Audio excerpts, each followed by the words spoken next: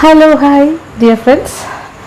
അപ്പോൾ നമ്മുടെ കൊച്ചടുക്കളയിലേക്ക് തിരിച്ചെത്തിയിരിക്കുകയാണ്. അപ്പോൾ എന്തായിരിക്കും ഇവിടെ വരാനുള്ള കാര്യം? ഒരു ട്രഡീഷണൽ വിഭവം ഞാൻ നിങ്ങൾക്കായിട്ട് ഉണ്ടാക്കാമെന്ന് വിചാരിച്ചു. അതേ നോക്കിയേ, എൻ്റെ കയ്യിൽ ഒരുപാട് അരിപ്പൊടിയിട്ട്. അപ്പോൾ ഇതുകൊണ്ട് ചെയ്യാൻ പോകണം എന്തായിരിക്കും? ഇത് ഒരു എന്താ പറയുക, നമ്മൾ ഉണ്ണിയപ്പം ഞാൻ കാണിച്ചു തന്നല്ലോ, വീറ്റ് ഉണ്ണിയപ്പം ഗോതമ്പ് പൊടിയിലെ, അതെല്ലാവർക്കും ഇഷ്ടമായി. പക്ഷേ ആ സമയത്ത് തന്നെ എല്ലാവരും ചോദിച്ചു അരിപ്പൊടിയിലുള്ള ഉണ്ണിയപ്പം കാണിക്കുമോ. പിന്നെ അതിൻ്റെ കൂടെ ഏറ്റവും കൂടുതൽ ചോദിച്ചത് എന്താ വെച്ചാൽ നെയ്യപ്പം ഉണ്ടാക്കി കാണിക്കുമെന്ന് ചോദിച്ചു. അപ്പോൾ ട്രഡീഷണൽ ആയിട്ടുള്ള ഒരു തനതായ രീതിയിലുള്ള ഒരു എത്നിക് സ്റ്റൈലിലെ നെയ്യപ്പം ഇപ്പോഴത്തെ ജനറേഷന് പലർക്കും അറിയില്ല. പഴയ ജനറേഷൻസിന് ഒരുപാട് പേർക്ക് അറിയായിരിക്കും. പക്ഷേ ആരും ഇപ്പം അങ്ങനെ ഉണ്ടാക്കാറില്ല. എല്ലാവരും ബേക്കറിയിൽ നിന്ന് വാങ്ങുന്ന ഒരു ശീലമാണല്ലോ. അപ്പോൾ എനിക്കിതെന്തായാലും നിങ്ങൾക്കായിട്ട് ഉണ്ടാക്കി തരണമെന്ന് തോന്നി. കുറച്ച് കാര്യങ്ങളൊക്കെ നമ്മൾ ചിട്ടവട്ടങ്ങളൊക്കെ ശ്രദ്ധിച്ചാൽ മാത്രം മതി. അപ്പോൾ ഇതിൽ പ്രധാനമായിട്ട് വേണ്ടതെന്ന് പറഞ്ഞാൽ മാവ്, അതായത് അരിപ്പൊടി അപ്പത്തിൻ്റെ പോലെയല്ല, പുട്ടിൻ്റെ പൊടി പോലെ പൊടിക്കണം. അപ്പോൾ നമ്മളിപ്പോൾ കൂടുതൽ അരിപ്പൊടി എടുക്കുകയാണെങ്കിൽ നമ്മൾ മില്ലിൽ കൊടുത്താണ് പൊടിപ്പിക്കുന്നത്. അപ്പോൾ വെള്ളത്തിൽ പച്ചരി വെള്ളത്തിലിട്ട് കുതിർത്ത് ഊറ്റിയെടുത്തിട്ട് മില്ലിൽ കൊടുക്കുമ്പോൾ പറഞ്ഞു കൊടുക്കണം, പുട്ടിൻ്റെ പൊടി പോലെ തരിയോടുകൂടി പൊടിച്ചാൽ. വീട്ടിലാണ് ചെയ്യുന്നതെങ്കിൽ വെള്ളത്തിൽ പച്ചരി കുതിർത്ത് ഊറ്റിയെടുത്തിട്ട് മിക്സിയിൽ പൊടിച്ചെടുക്കുമ്പോഴും നല്ല എന്താ പറയുക, ഫൈൻ പൗഡർ ആവരുത്, ഒരു ശകലമൊക്കെ തരിയോടുകൂടി പുട്ടിൻ്റെ ഭാഗത്തിന് എടുക്കുക. അതൊരു പ്രധാന കാര്യം. രണ്ടാമത്തെ കാര്യം, ഈ മാവ് പച്ചമാവായിരിക്കണം, വറുത്ത മാവല്ല, വറുക്കാൻ പാടില്ല. അപ്പോൾ ഈ രീതിയിൽ എടുത്ത് വെച്ചിട്ടുണ്ട്. ഇനി ഇതിൽ നിന്നും അളന്നെടുക്കാം. പിന്നെ രണ്ടാമത്തെ ഒരു പ്രധാനപ്പെട്ട കാര്യം എന്ന് പറയുന്നത്, ഇതിൽ ചേർക്കേണ്ടത് ശർക്കര അല്ല, പിന്നെന്താ, കരിപ്പട്ടിയാണ്. കരിപ്പട്ടി നമ്മൾ മലയാളത്തിൽ പറയുന്നത്. കരിപ്പട്ടി പാം ജാഗറിയാണ്.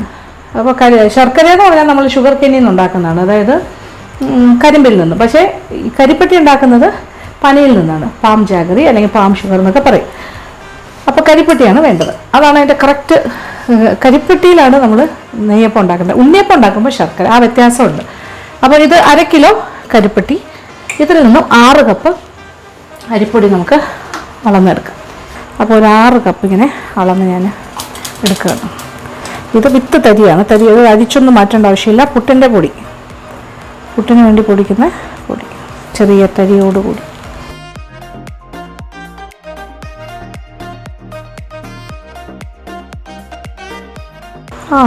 ഓക്കെ. അപ്പോൾ നമ്മൾ ആവശ്യത്തിന് അരിപ്പൊടി അളന്നെടുത്ത് കഴിഞ്ഞു. പക്ഷേ ഇത്രയും ബാക്കിയുണ്ട്, കണ്ടല്ലോ. അപ്പോൾ ഇതിങ്ങനെ പൊടിക്കാത്ത മാവായതുകൊണ്ട് പുറത്ത് വെച്ച് കഴിഞ്ഞാൽ പെട്ടെന്ന് ചളിച്ചു പോകും.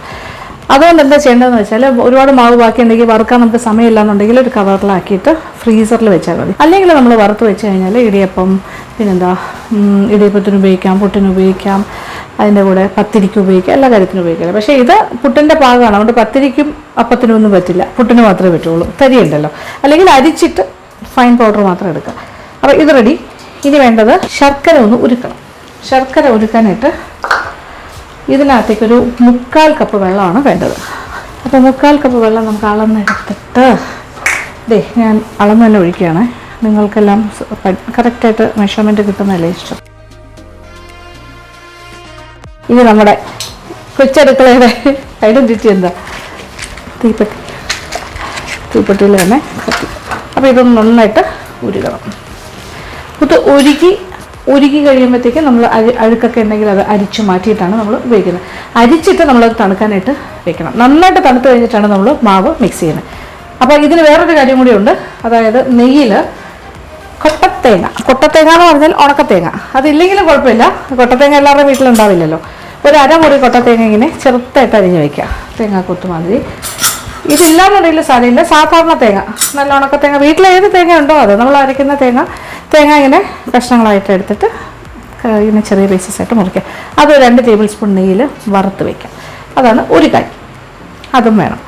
ഈ 2 കാര്യങ്ങൾ, ഇത് പിന്നെ ഏലക്കാപ്പൊടി, ഇത്രയേ ഉള്ളൂ. ഇതിൽ സോഡാപ്പൊടി, പിന്നെന്താ, ബേക്കിംഗ് പൗഡർ, ഇങ്ങനെയുള്ള ഒരു കലാപരിപാടിയും വേണ്ട. രണ്ടാമത്തെ കാര്യം, ഇതിൽ വേറെ മൈദ പോലെയുള്ള കാര്യങ്ങളോ വേറെ ഒന്നും ചേർക്കേണ്ട ആവശ്യമില്ല. അപ്പോൾ ട്രഡീഷണലി നമ്മൾ ചെയ്യുമ്പോൾ ആ രീതിയിൽ പ്ലാൻ ചെയ്താൽ മതി. അപ്പോൾ ഇതിനെല്ലാം ഇച്ചിരി സമയം എടുത്ത് ചെയ്യേണ്ട കാര്യങ്ങളാണ്. കാര്യം ഇത് കലക്കി വെച്ച് കഴിഞ്ഞിട്ട് 2 മണിക്കൂർ നമ്മൾ മാറ്റി വെക്കണം, നന്നായിട്ടൊന്ന് പുലിച്ച് വരാനായിട്ട്, അതെന്താ പറയുക, പദം വരാനായിട്ട്. നമ്മളിങ്ങനെ ചിക്കനൊക്കെ മാറിനേറ്റ് ചെയ്യില്ലേ, അതുപോലെ തന്നെയാണ് ഇതിലൊരു മാറിനേഷൻ ടൈം പോലെയാണ് ഇതും. ഇങ്ങനെ കലക്കി വെക്കുക 2 hours. അപ്പോൾ ഈ 2 മണിക്കൂറിൻ്റെ സമയം വെയിറ്റ് ചെയ്യണം. അത് കഴിഞ്ഞ് ഉണ്ടാക്കി തുടങ്ങുമ്പോഴും നമ്മൾ ഫാസ്റ്റായിട്ടൊന്നും ഉണ്ടാക്കി തീർക്കാൻ പറ്റില്ല, നമ്മൾ സമയം എടുത്ത് തന്നെ ചെയ്യണം. അപ്പോൾ എന്തായാലും നമ്മുടെ കരിപ്പട്ടിയൊക്കെ ഒരുക്കി റെഡി ആകട്ടെ. ഞാൻ ആ സമയം നമ്മളുടെ ബാക്കിയിരിക്കുന്ന മാവ് ഞാൻ ഫ്രീസറിലേക്ക് മാറ്റാൻ പോകണം. ഇപ്പോൾ വറുക്കാനുള്ള സമയമില്ലല്ലോ. ഓക്കെ. അപ്പോൾ മാവെല്ലാം ഭദ്രമായിട്ട് ഫ്രീസറിൽ കയറ്റി കഴിഞ്ഞു. ഇനി എന്താണ്, കരിപ്പട്ടി ഉരുക്കിയത് ഇത് അണയ്ക്കാം, എന്നിട്ട് ഒന്ന് വെയിറ്റ് ചെയ്യാം. അത് നന്നായിട്ട് ഉരുക്കി കഴിഞ്ഞു. വെയിറ്റ് ചെയ്യുന്നത് എന്താ വെച്ചാൽ അതിൻ്റെ മേളിൽ ഇങ്ങനെ പാട പോലെ വരും, ശർക്കര ഉരുക്കുന്ന പോലെ. ആ സമയത്ത് അങ്ങനെയാണ് അഴുക്ക് ഇങ്ങനെ മേളിലേക്ക് വരും. അതിങ്ങനെ അതൊക്കെ മാറ്റണം. ഒരു അല്പം ഒന്ന് സമയം കൊടുക്കുക, ഒന്ന് തണുക്കട്ടെ, അത് കഴിഞ്ഞിട്ട് അത് മാറ്റാം. ഞാനിപ്പോൾ അനക്കാണ്ട് വെച്ചിരിക്കുവാണ്. ഒരല്പം സമയം കഴിയുമ്പോൾ ഇങ്ങനെ പാട പോലെ നമുക്ക് ഇളക്കാൻ പറ്റും. ഇച്ചിരി കൂടെ ഇരിക്കട്ടെ, ഒന്നുകൂടി ഒന്ന് തണുക്കുമ്പോഴാണ് കറക്റ്റായിട്ട് അഴുക്ക് ഇളക്കാൻ പറ്റുക. ബാക്കിയുള്ളത് നമ്മൾ അരിപ്പയിലൂടെ അരിച്ച് മാറ്റിയാൽ മതി. അപ്പം മേളത്തെ അഴുക്ക് ഇങ്ങനെ കട്ട് ചെയ്തെടുത്താലോ. ഇത് നോക്ക്, കരിപ്പട്ടിയുടെ അഴുക്കാണേ. ഇത് കുറച്ചുകൂടെ ഹെൽത്തി ആയിട്ടുള്ള കാര്യമാണ്. ഇപ്പോൾ ഷുഗർ കെയിനിൽ നിന്നുണ്ടാക്കുന്ന ശർക്കരയെക്കാട്ടിലും പഞ്ചസാരയെക്കാട്ടിലും ഒക്കെ നല്ലതാണ് ഫാം ജാഗറി. കരിപ്പട്ടിയിൽ അയൺ കണ്ടൻ്റ് ഒക്കെ ഉണ്ടെന്നാണ് പറയുന്നത്. അതുകൊണ്ട് ഈ പ്രസവിച്ച് കിടക്കുന്ന ലേഡീസിന് കുറുക്കി കൊടുക്കുന്നതെല്ലാം കരിപ്പട്ടിയാണ് ഏറ്റവും കൂടുതൽ ഉപയോഗിക്കുന്നത്. ഇപ്പോൾ ലേഹ്യങ്ങൾ നമ്മളിങ്ങനെ കുറുക്കി കഴിക്കില്ലേ, ഇപ്പോൾ ഉള്ളി ലേഹ്യമൊക്കെ ഉണ്ടാക്കി കഴിക്കും, അതെല്ലാം കരിപ്പട്ടിയും ചെറിയ ഉള്ളിയൊക്കെ ചേർത്തിട്ടാണ്. ഞാനിങ്ങനെ 2 പ്രസവം കഴിഞ്ഞ് കിടന്നപ്പോഴും ഇഷ്ടംപോലെ കഴിച്ചിട്ടുണ്ട് കരിപ്പട്ടി ധാരാളമായിട്ട്. ഒരുപാട് പച്ചിലകളും അരിയും ഒക്കെ ചേർത്ത് അരച്ച് കരിപ്പട്ടിയൊക്കെ കഴിച്ച് കുറുക്കി. പിന്നെ കരിപ്പട്ടി ഇങ്ങനെ കുടിക്കാനും തരുമായിരുന്നു, നല്ല കുറുകുറാന്ന് പറഞ്ഞിട്ട് ഉരുക്കിയിട്ട് കരിപ്പട്ടി കുരുമുളകൊക്കെ ഇട്ടിട്ട് അത് കുടിക്കാൻ തരും. നമ്മൾ കരിപ്പട്ടി കാപ്പിയൊക്കെ ഇടുന്നത് അങ്ങനെയാണ്. ഈ ജലദോഷത്തിനും ചുമയ്ക്കും ഒക്കെ നല്ലതാണ് കരിപ്പട്ടി കാപ്പി, ഭയങ്കര നല്ലതാണ്, നല്ല പ്രോപ്പർട്ടീസ് ഉണ്ട് അതിനകത്ത്. പിന്നെ ഇത് അരിച്ച് എടുക്കും. അങ്ങനെ അരിപ്പയിലും കൂടി അരിച്ചെടുക്കുമ്പോൾ ബാക്കി അഴുക്ക് മണ്ണ് പൊടിയെല്ലാം പോയിക്കട്ടെ. ഇത്രയും ബാക്കി വേസ്റ്റ്. അപ്പോൾ ആ ഭാഗം ക്ലിയർ. അപ്പോൾ ഇത് തണുക്കണം, നന്നായിട്ട് തണുക്കണം. റൂം ടെമ്പറേച്ചറിലേക്ക് വന്നാലേ നമുക്ക് മിക്സ് ചെയ്യാൻ പറ്റുള്ളൂ. ആ സമയം കൊണ്ട് നമുക്ക് ഒരു കാര്യം കൂടി ചെയ്യാം. എന്താണ്, തേങ്ങയൊന്ന് നെയ്യിൽ വറുത്തെടുക്കുക. വറുത്തെടുക്കുക എന്ന് പറയുമ്പോഴേ മൂപ്പിച്ചെടുക്കുന്നു. അപ്പോൾ 2 ടേബിൾ സ്പൂൺ നെയ്യ്, ഒരു 2 ടേബിൾ സ്പൂണോളം നെയ്യ് വേണം.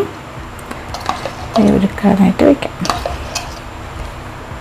ശരിക്കും നെയ്യപ്പം എന്ന് പറഞ്ഞാലുണ്ടല്ലോ, നെയ്യിൽ തന്നെ ചുട്ടെടുക്കണം. നെയ്യ് അപ്പം എന്നല്ലേ പറയുന്നത്, നെയ്യിൽ വറുത്തപ്പം. നമ്മളിപ്പോൾ ഇവിടെ എണ്ണയിലല്ലേ വറുക്കുന്നത്, വെളിച്ചെണ്ണയിൽ. പക്ഷെ നെയ്യിൽ തന്നെ ഒന്ന് വറുത്ത് നോക്കൂ.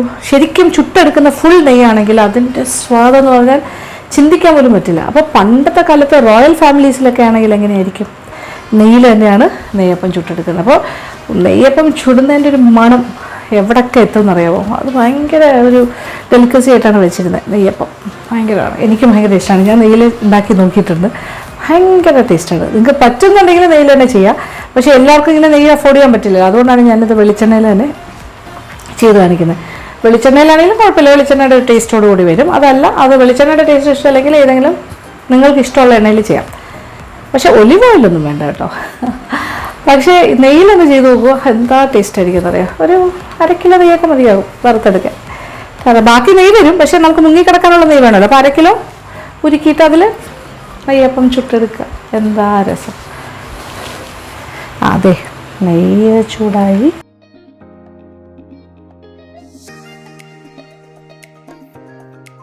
വേണമെങ്കിൽ നമ്മുടെ ചീനച്ചട്ടിയിൽ തന്നെ ചെയ്യാമായിരുന്നു, പക്ഷേ ഞാനത് എണ്ണയിലല്ലേ വറുക്കുന്നത്. നെയ്യും എണ്ണയും കൂടെ മിക്സ് ആവേണ്ട വിചാരിച്ചു, അതിൻ്റെ അംശം. സ്റ്റീൽ തവിയിൽ ഇളക്കി തുടങ്ങി, വേണ്ട, നമുക്ക് തടി തവിയിലാകാം. Non stick പാത്രമല്ലേ. ഇതൊരു ഗോൾഡൻ ബ്രൗൺ കളർ ആകുമ്പോൾ നമ്മൾ തീ ഓഫ് ചെയ്തിടുന്നു. ഈ നെയ്യോട് കൂടിയാണ് നമ്മൾ മാവിലേക്ക് തേങ്ങാക്കൊത്ത് ഇടുന്നത്, തേങ്ങ വറുത്തത്. ആ നെയ്യും വേണം, അത് അതിൻ്റെ ടേസ്റ്റ്. നമ്മളെന്തായാലും നെയ്യിലല്ലേ ഇപ്പോൾ വറുക്കുന്നത്, അത് കാരണം നമ്മൾ നെയ്യിൽ തേങ്ങയെങ്കിലും വറുത്തിടാം. ഗോൾഡൻ ബ്രൗൺ ആകാൻ തുടങ്ങുന്നു. ഞാൻ തീ ഓഫ് ചെയ്യുന്നു. കരി ഇരുന്നൊരു മുക്കലുണ്ടല്ലോ, അപ്പോൾ ഒരുപാട് കരിയാൻ പാടില്ല. അപ്പോൾ നല്ല ചൂടായി കിടക്കുന്ന നെയ്യാണ്, അതുകൊണ്ട് തീ ഓഫ് ചെയ്ത് കഴിഞ്ഞു കേട്ടോ. ഇത്ര മതി. അപ്പോൾ ഈ നെയ്യും സൂക്ഷിച്ച് വയ്ക്കാം.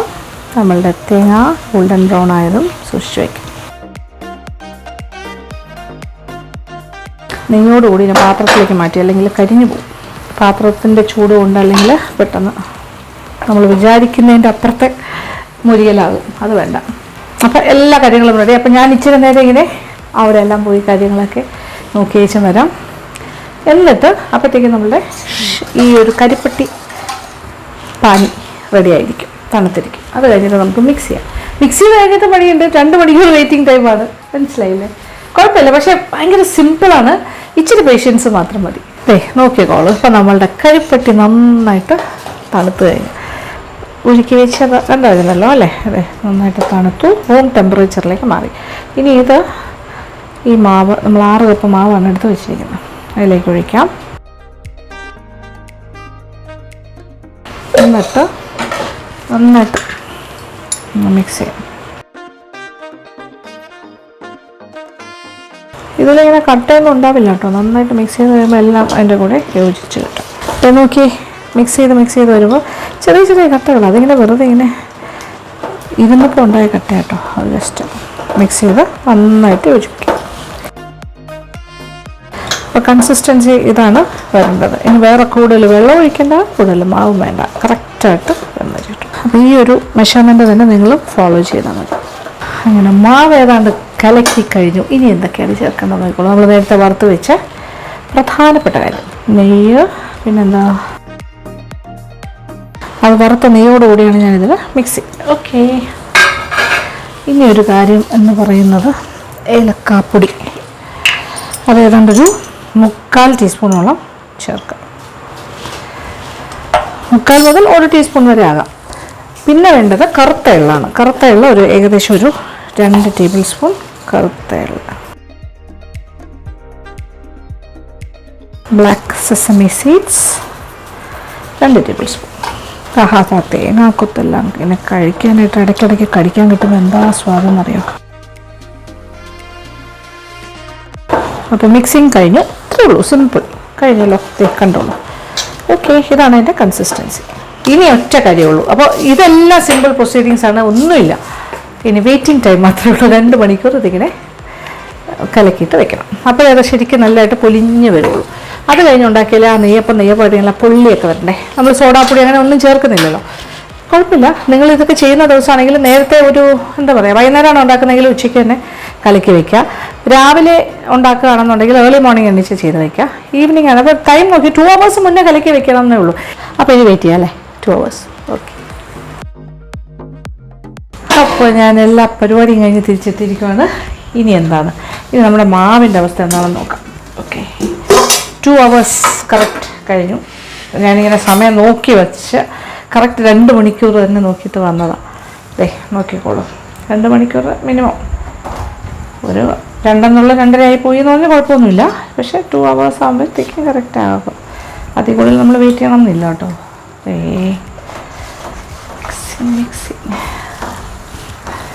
ഇതാണ് അതിൻ്റെ ഒരു പാകം, മാവിൻ്റെ കുറുകലും അല്ല. ഇലക്കടയൊക്കെ മണമുണ്ട്, കരിപ്പട്ടിയുടെയൊക്കെ നല്ല മണം. ഇനി വെളിച്ചെണ്ണയിലാണ് നമ്മൾ ചെയ്യാൻ പോണത്. എനിക്ക് സത്യം പറഞ്ഞാൽ നെയ്യിൽ ചെയ്യണമെന്ന് ഭയങ്കര ആഗ്രഹം തോന്നുന്നുണ്ട്. അത് ശരിയല്ലല്ലോ, അത്രയും നെയ്യിൽ ചെയ്ത് കാണിക്കുമ്പോൾ കുറച്ച് അഹങ്കാരം പോലെ തോന്നിയാലോ. നെയ്ക്കൊക്കെ ഭയങ്കര വിലയല്ലേ. പക്ഷെ നിങ്ങളുടെ ചോയ്സാണ് കേട്ടോ. ഒരു പ്രാവശ്യമെങ്കിലും നെയ്യിൽ ചെയ്ത് നോക്കണം, നല്ല ടേസ്റ്റാണ്. അപ്പോൾ എണ്ണ വെളിച്ചെണ്ണയിലാകാം. നന്നായിട്ട് ചൂടാകട്ടെ. അപ്പം നല്ല ചൂടായി കഴിഞ്ഞിട്ട് മാവ് ഓരോ തവി മാവ് കോരി ഒഴിക്കാം. എന്നിട്ട് പിന്നെ മീഡിയം ഫ്ലെയിമിലേക്ക് ഒന്ന് ആയി വരുമ്പോൾ മീഡിയം ഫ്ലെയിമിലാക്കണം. മീഡിയം ഫ്ലെയിമിലിട്ടാണ് ചുട്ടെടുക്കേണ്ടത്. കാരണം അല്ലാതെ വെച്ചാൽ പുറം പെട്ടെന്ന് മുരിയും അകം വേകാതിരിക്കുകയും ചെയ്യും. നെയ്യപ്പമാണേ കുറച്ച് വട്ടവും സൈസും ഒക്കെ ഉള്ളൊരു കാര്യമാണ്. അപ്പോൾ എണ്ണ നല്ല തിളച്ച് തുടങ്ങി. ഇനി നമുക്ക് ആദ്യത്തെ തവി മാവ് ഒഴിക്കാം.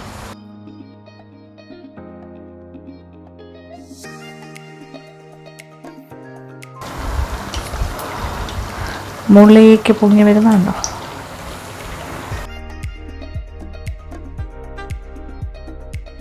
നമ്മുടെ നെയ്യപ്പം ഇങ്ങനെ റെഡിയായി വരണു. അപ്പം നമ്മുടെ നെയ്യപ്പം ഒരു സൈഡ് പാകത്തിന് മൂത്തിട്ടുണ്ട്. ഇനി അതിനെ തിരിച്ചിടാം. Okay, medium ഫ്ലെയിമിലാണേ. ഇത് ആ സൈഡും കൂടി ആയിക്കഴിഞ്ഞാൽ എണ്ണയിൽ നിന്ന് മാറ്റാം. അപ്പം നമ്മളുടെ ആദ്യത്തെ നെയ്യപ്പം പെർഫെക്റ്റ്ലി ഡൺ. കണ്ടോ, നല്ല പുള്ളി വന്നിട്ടുണ്ട്. സൈസും എല്ലാം കറക്റ്റാണ്. നെയ്യപ്പത്തിന് എപ്പോഴും ഇങ്ങനെയാണ്, നടുക്ക് ഭാഗം ഇങ്ങനെ ഉന്തിയിരിക്കണം, സൈഡ്സ് ഇങ്ങനെ ഇരിക്കും വേണം.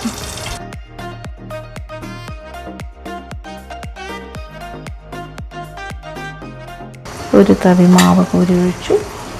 ഇനി ഇത് നന്നായിട്ട് പുള്ളി മുകളിലേക്ക് വരും. അത് കഴിഞ്ഞിട്ട് തിരിച്ചിടും. ഒരു അടിഭാഗം ഒരു ബ്രൗൺ ആകുമ്പോൾ തിരിച്ചിടും. അപ്പോൾ തീ കൂടിക്കഴിഞ്ഞാൽ പെട്ടെന്ന് ബ്രൗൺ ആകും, ഉള്ളു വേകില്ല. അത് മാത്രം ശ്രദ്ധിക്കുക. ഒരു മീഡിയം ഫ്ലെയിം മെയിൻറ്റെയിൻ ചെയ്താൽ മതി. ആദ്യം നല്ല ചൂടാക്കണം. അത് കഴിഞ്ഞിട്ട് നല്ലതെന്ന് വെച്ചാൽ പുകയുന്ന അത്ര ആകരുത് ചൂട്. സ്മോക്കിംഗ് പോയിൻ്റ് അല്ല, ഒരു സിമ്മറിങ് പോയിൻ്റ്. അത് കഴിഞ്ഞാൽ മാവൊഴിക്കാം.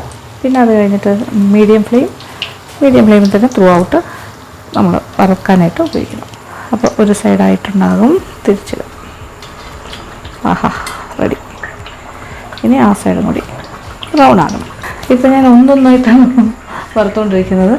ഇപ്പോൾ ഈ വലിയ ഒരു പാത്രത്തിൽ നിന്ന് എടുക്കുന്നതിന് പകരം അതിൽ നിന്ന് ഞാൻ ചെറിയ പാത്രത്തിലേക്ക് കുറേശ്ശെ ഒഴിച്ചിട്ട് കോരി ഒഴിക്കുന്നു. പിന്നെ വേറൊരു ബുദ്ധി നമുക്ക് ചെയ്യാൻ പറ്റുന്നതെന്ന് പറഞ്ഞാൽ ഒരു സൈഡ് 2 ചട്ടിയിൽ വെച്ച് ചെയ്യുകയാണെങ്കിൽ ഒരു കുറച്ച് മൂത്ത് കഴിയുമ്പോൾ 2 സൈഡാകുമ്പോൾ ഇപ്പുറത്തെ എണ്ണയിലേക്ക് മാറ്റാം, എന്നിട്ട് വീണ്ടും ഇതിൽ ഒഴിച്ചു കൊടുക്കുക. അപ്പോൾ കുറച്ചുകൂടി ഫാസ്റ്റായിട്ട് നമുക്ക് ചുട്ടെടുക്കാൻ സാധിക്കും. അപ്പോൾ 2 ചീനിച്ചട്ടിയിൽ എണ്ണ വയ്ക്കുക. ഒന്നിൽ കോരി ഒഴിച്ച് ഒരു അരപ്പരുവാകുമ്പോൾ തിരിച്ചു മറിച്ചു വിട്ടിട്ട് മറ്റേ ചട്ടിയിലേക്ക് മാറ്റുക. അപ്പോൾ അറ്റ് എ ടൈം നടക്കുമല്ലോ. അപ്പോൾ നിങ്ങൾക്ക് ചെയ്യാം. അങ്ങനെ ഒരു ഓപ്ഷൻ ഞാൻ പറയുകയാണ്. വീട്ടിൽ ചെയ്യുമ്പോൾ അങ്ങനെയും ചെയ്ത് നോക്കൂ. അടുത്തത് നമ്മൾ എടുക്കാൻ പോകുന്നു.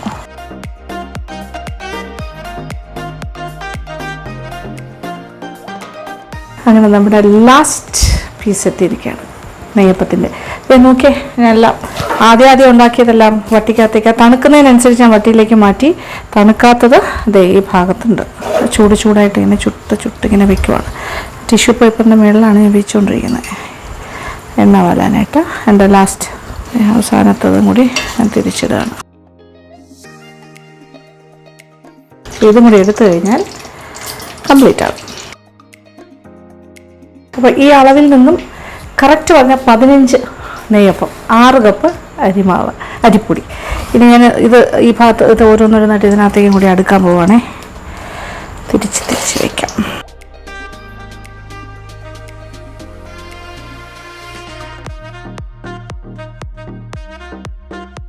കുറച്ച് എണ്ണയൊക്കെ എന്തായാലും കുടിക്കും, പക്ഷെ അത് കാര്യമാക്കണ്ട. അത് നമ്മളിങ്ങനെ ടിഷ്യൂ പേപ്പറിലേക്ക് ആണ് എടുത്ത് ഇടേണ്ടത്. അത് കഴിയുമ്പോൾ അതങ്ങോട്ട് പോകും അല്ലേ. നെയ്യപ്പം പിന്നെ നെയ്യിലാണ് ഉണ്ടാക്കുന്നതെങ്കിൽ അങ്ങനെ ഭയങ്കരമായിട്ട് നെയ്യ് മാറാനായിട്ട് വെക്കണ്ടല്ലോ. ഇച്ചിരി നെയ്യൊക്കെ അതിൽ പിടിച്ചിരിക്കുന്നല്ലേ ടേസ്റ്റ്.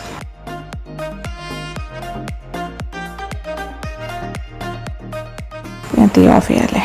ഓക്കെ,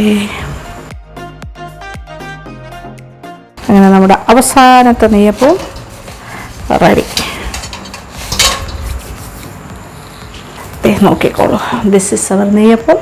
അങ്ങനെ 15 നെയ്യപ്പം ഞാൻ ചുട്ടെടുത്തിട്ടുണ്ട്. നമ്മളുടെ 6 കപ്പ് മാവിൽ. നല്ല വലിപ്പമുണ്ട്, നല്ല വട്ടമുണ്ട്, വെരി വെരി ടേസ്റ്റി ആയിരിക്കും. ഇതിൻ്റെ ചുറ്റുമൊക്കെ ഈ ഭാഗമൊക്കെ നല്ല കരുകരിപ്പുണ്ടാകും.